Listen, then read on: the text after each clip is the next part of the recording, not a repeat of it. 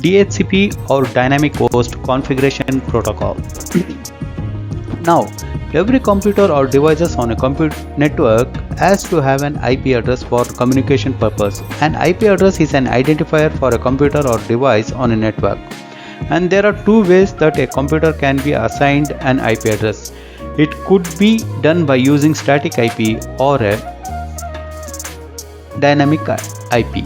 Now, a static IP is where a user assigns a computer or device with an IP address manually. Now, this was the original method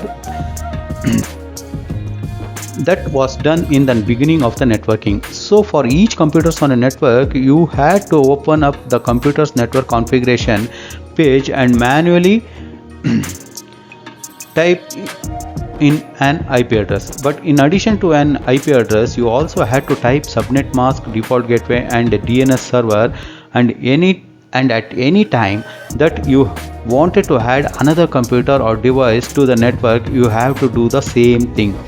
So as you might have guessed, this could be a lot of work, especially if you were dealing with a large network that has a lot of computers, and you also had to make sure that all the IP addresses are unique, because you assign the same IP address twice, it would cause an IP conflict and would cause those computers to not to have access to the network. But there is a better and easier way to assign a computer an IP address, and this is called an dynamic IP. A dynamic IP is where a computer gets an IP address automatically from a DHCP server. A DHCP server automatically assigns a computer with an IP address, and in addition to an IP address, it can also assign a subnet mask, default gateway and a DNS server. So as an example, here we have the network connection properties window open for the network interface card on a Microsoft Windows computer. So when you choose this option, the computer would broadcast a request for a IP address on the network. Then the DHCP server will assign an IP address for its pool and delivers it to the computer, and then once that's done, you can verify all the different settings that the DHCP server has given your computer.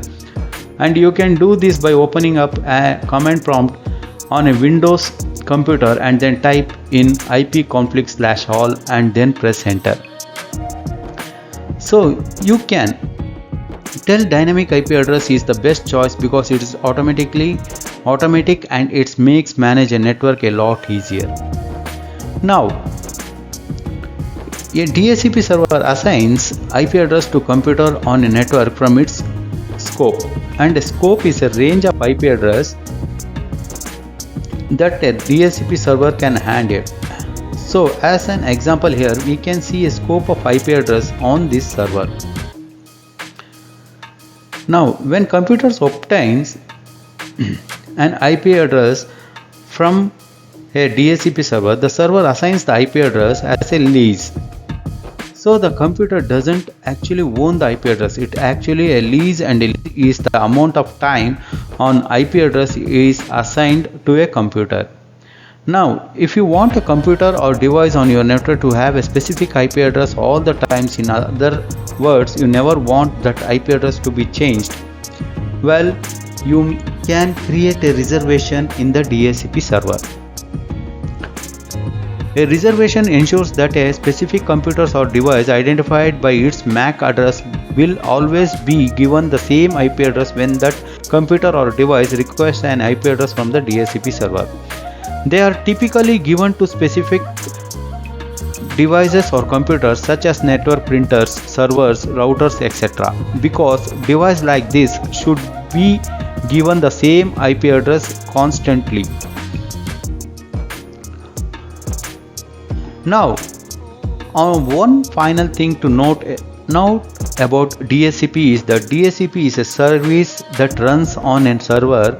For example, this could be a Microsoft server or a Linux server, but it's also a service that runs on many routers also, whether the router is a business router or a small office or a home office router. These routers will have a DHCP service built into them.